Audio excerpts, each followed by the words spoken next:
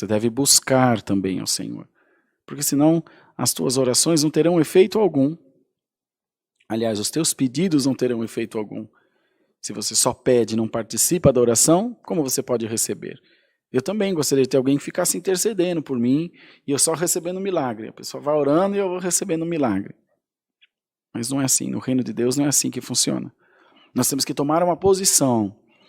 Temos que entrar nesse campo de batalha, nessa batalha espiritual, clamando, orando pelos nossos objetivos, pelos nossos sonhos, pelo que nós buscamos diante da presença de Deus. E fazendo assim, amados irmãos, nós teremos sempre resposta do Senhor.